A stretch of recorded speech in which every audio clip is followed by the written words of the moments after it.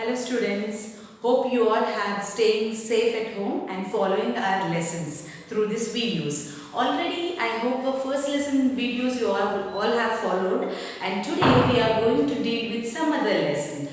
Before going into the lesson, let me ask you a few questions regarding the lesson.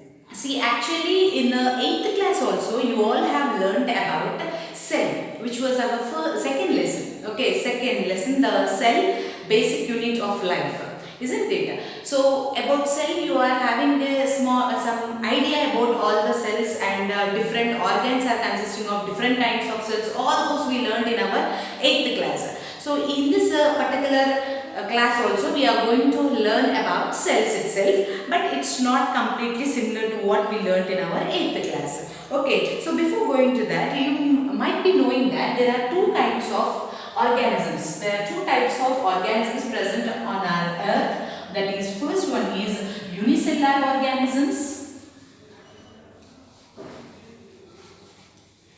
and multicellular organisms. Isn't it? You already learned about all these in your 8th class. Have an idea about all those things? Okay. So there are two types of organisms, unicellular and multicellular organisms. So unicellular means what?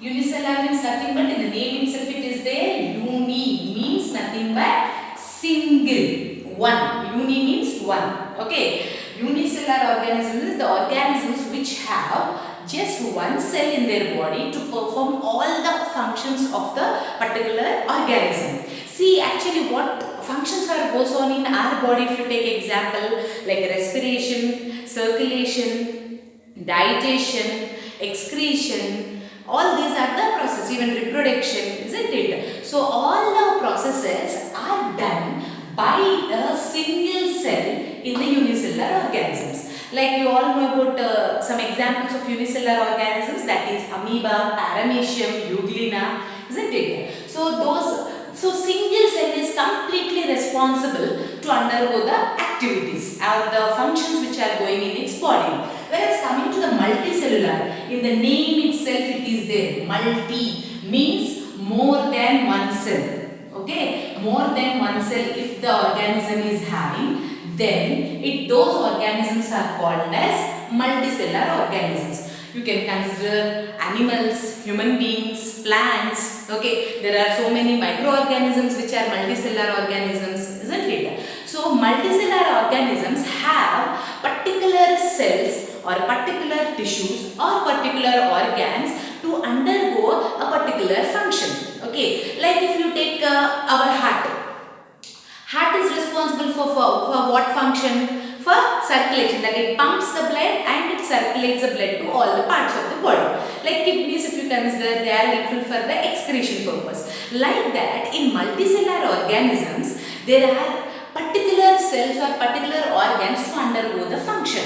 Okay, it's different. It's completely different in unicellular organisms, because unicellular organisms have only one cell. That one cell have the responsibility to do all the functions of the particular organism, like amoeba, paramecium. I already gave you an examples. Okay, so coming to the multicellular organisms, because we'll be learning about more tissues, more organs in the multicellular organisms itself.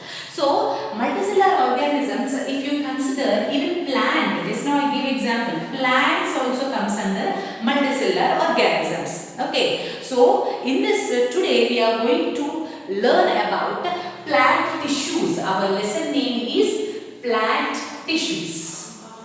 Okay.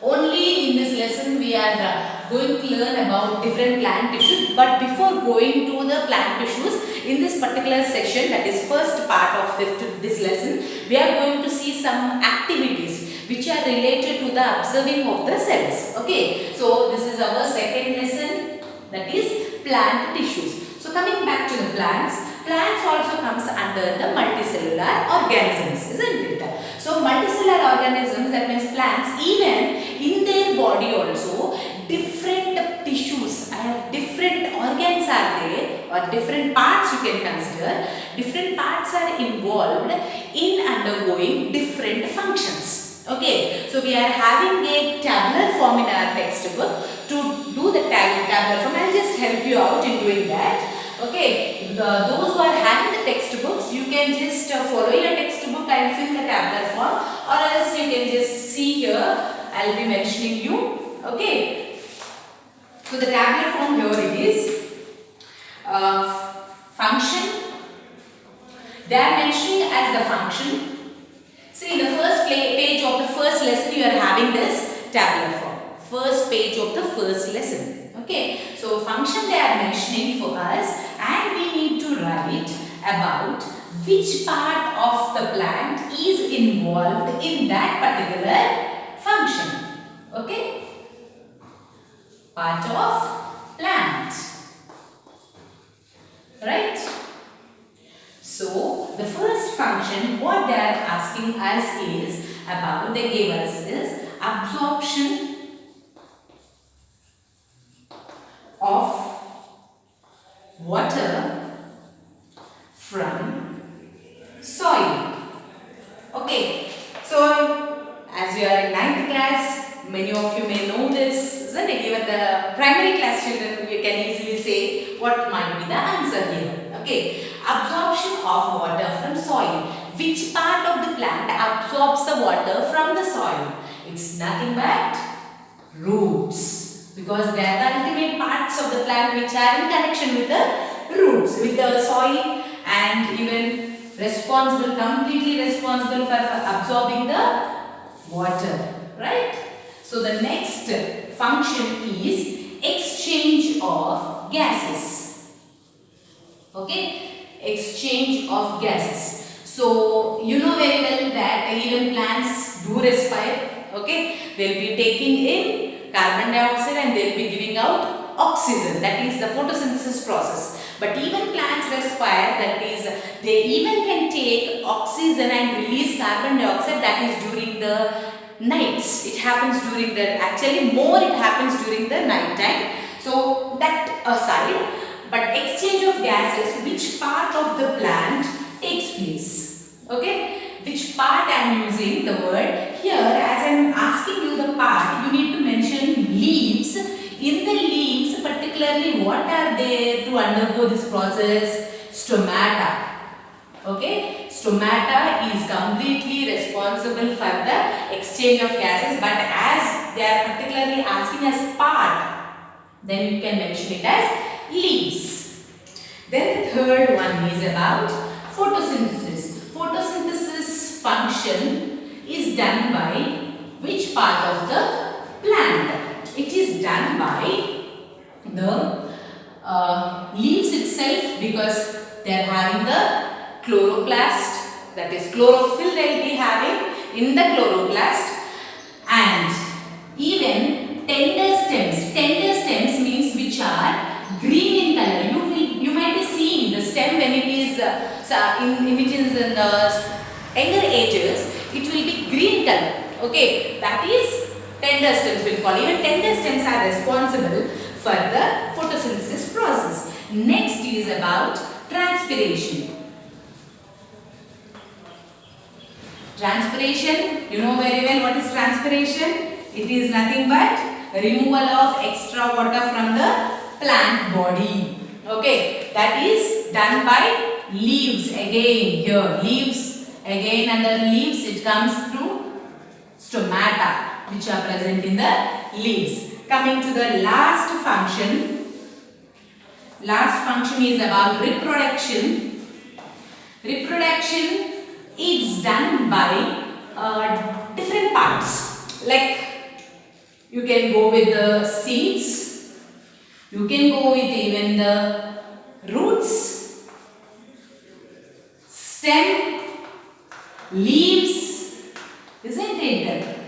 So like that many are there which are responsible for the reproduction process. Okay, so this is the tabular form. You will be, if you are having a textbook, try to fill this in your textbook, or else you can note it in a rough book, so that when you get the textbooks it will be easy for the copying. Okay, so next, depending upon this, we are going to do some activities. Okay, so before entering into the actual topic of the plant tissues, we are going to learn about the types of cells, because everyone knows what are tissues. First of all, tissues are nothing but the group of cells. Okay, group of cells forms tissues. Okay, group of tissues forms organs. Okay, organ like heart, kidney, liver, brain. Group of organs means all the organs together form a organism. Okay, so our body is nothing but consisting of a group of organisms, right? So before going to the tissues, I said now we are going to see some activities. So we are going to see how the cells are arranged in the tissues, how the arrangement is there in the tissues. We are going to see in the form of activities. Okay, so listen that it's not similar. The arrangement of cells is not similar in all the parts of the body, in all the parts of the plant body, or in all the parts of the other animal body. Any animal you can consider. Already you have observed cheek cells in your 8th class. In 8th class also we have about the cells concept. You might have observed, or your teacher might have shown you the cheek cells under the microscope. In this lesson we are going to do two activities in today's session, that is about observing the cells.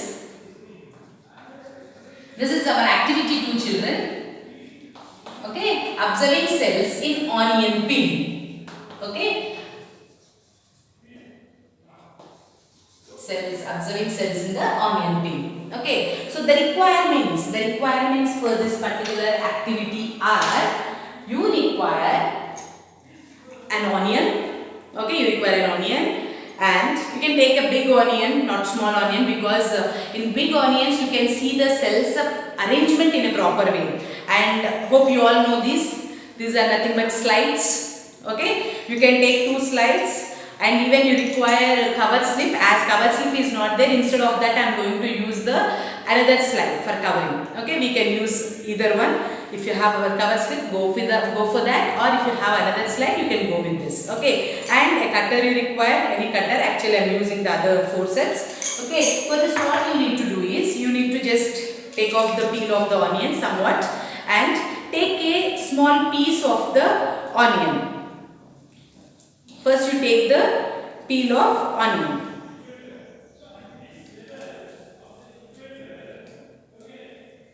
Okay, this.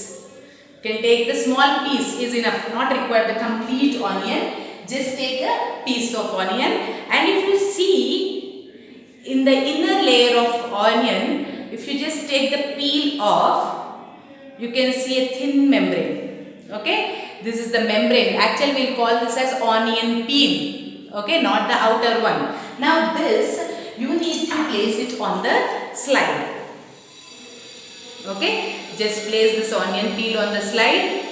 Okay, and just you can put a drop of, just put a drop of water, just a drop of water enough. You can just use your finger, or you can better go with the dropper. Okay, then cover it with the cover slip, children. Okay, as I said to you now, as cover slip is not there, I am going to use the another slide itself. Cover it with the other slide, or if you are having cover slip, that will be better option. Cover it with the cover slip, and you need to tap over it. This is called as tapping. Okay, this is called as tapping. Just tap over it, so that why we are tapping is whatever air bubbles are there inside, those will be removed. So tap over it and observe it under the microscope. Okay, I hope everyone knows the microscope. Observe it under microscope. So when you are observing the cells under the microscope, the arrangement of cells will be in this manner. Okay, see here how I am drawing. So when you observe the cells under the microscope, that means the onion peel under the microscope, you can see the cells in this manner. So in this kind of arrangement, you can see the onion peel cells under the microscope. If you see here, there are some gaps between each cell. This is one cell, this is one cell, like that. There is some gap between each and every cell. That gap we are calling intercellular space. So when you observe under the microscope the cells, how you will be observing is, one thing is they are having some shape, fixed shape will be there. Okay, and you can observe that there are intercellular spaces. Okay, intercellular spaces are present. Intercellular spaces means the space between the two cells is called as intercellular space. So in this way you can observe the cells of onion peel under the microscope. Next we will be seeing the cells in the beetle leaf or rheo leaf. Okay. So students, we are going to see now the next activity, activity 3, observing the cells in the beetle leaf or rheo leaf. Beetle leaf means nothing but pan. In the pan they use the leaf, no? That leaf is called as beetle leaf. Rheo leaf means you might have seen in our houses decorative plants which are somewhat violet color, maroon color leaves. Those leaves also you can use for this activity. Okay, so for that you need to take the leaf and you need to tear in a single stroke.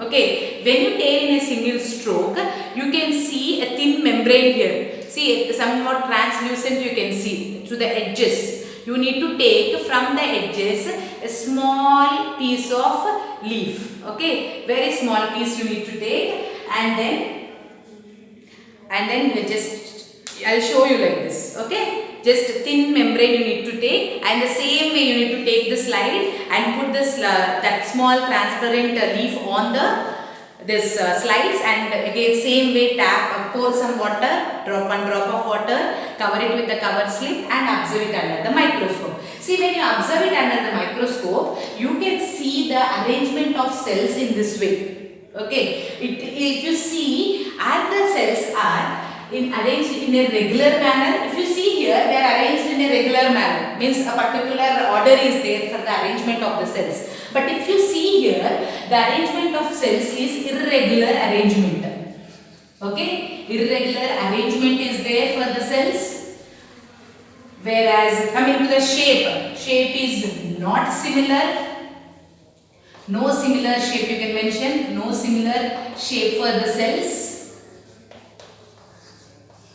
And you can see here, we can see intercellular spaces, right? Some space is there between each cell. But if you see these, there is no intercellular space. Okay, the intercellular space means what? The space between the two cells is called as intercellular space. But there is no intercellular space. So in this way you can see, and I already said fixed space with the shape will be here. Here there is no particular fixed shape. They are irregular shape, irregular arrangement, no intercellular spaces will be present. So in this way we can see the different cells. See, both belong to plant system, isn't it?